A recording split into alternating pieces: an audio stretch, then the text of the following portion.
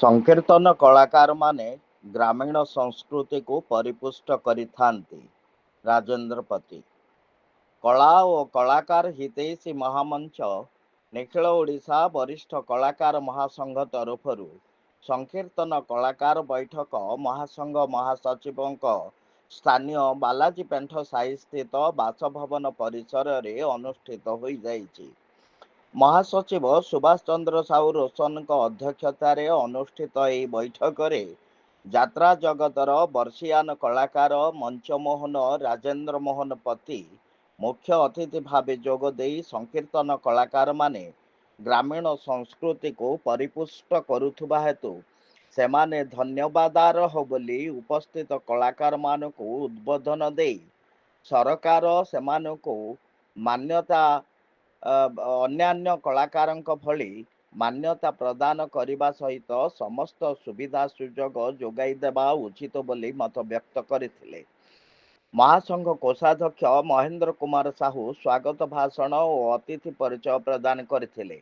ଏହି ଅବସରରେ ସାନଖେମୁଣ୍ଡି ବ୍ଲକ ଏରେଣ୍ଡ୍ରା ଶ୍ରୀ ଶ୍ରୀ ସିଦ୍ଧନାଥ ମହିଳା ନାମ ସଂକୀର୍ତ୍ତନ ମଣ୍ଡଳୀ ସଭାପତି ରାଧାମୋହନ ସାହୁ, ଉପସଭାପତି ରୋହିତ ବରଡ଼, ପରିଚାଳିକା ମାମାନି ବରାଡ଼, ସଂକୀର୍ତ୍ତନ ଗୁରୁ ପ୍ରତାପ ଚନ୍ଦ୍ର ବିଶୋଇ, ମୃଦଙ୍ଗ ଗୁରୁ ଅନାଥ ପ୍ରଧାନ, କଣ୍ଠଶିଳ୍ପୀ ପରିମଳା ସାହୁ, ମନୋରମା ଜେନା, ସଜନୀ ବରାଡ଼, ରାଜେଶ୍ୱରୀ ଡାକୁଆ, ତପସ୍ୱିନୀ ବରାଡ଼, ଅମିତି ବେହେରା, ମଥୁରୀ ଜେନା, ବଳରାମ ଜେନା ପ୍ରମୁଖଙ୍କୁ ମହାସଂଘ ପକ୍ଷରୁ ସମ୍ବର୍ଦ୍ଧିତ କରାଯାଇଥିଲା।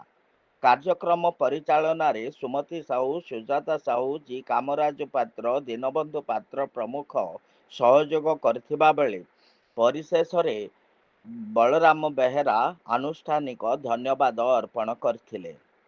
ମଞ୍ଚଜ୍ୟୋତି ନ୍ୟୁଜ ତରଫରୁ ସୁଭାଷ ଚନ୍ଦ୍ର ସାହୁ ରୋଶନଙ୍କ ରିପୋର୍ଟ।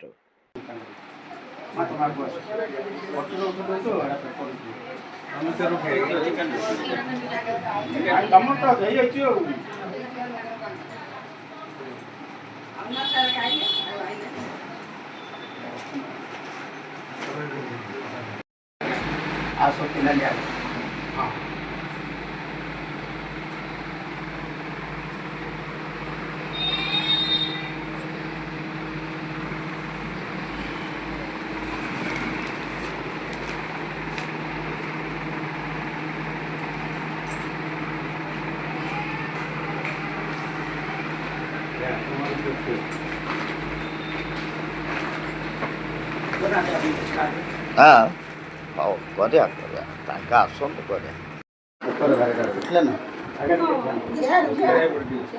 ଏ ଝିଅ ବୋଝଟା ଉଠେଇଛି ସେଟା ମୋ ପାଖକୁ ଛାଡ଼ିଦେବେ।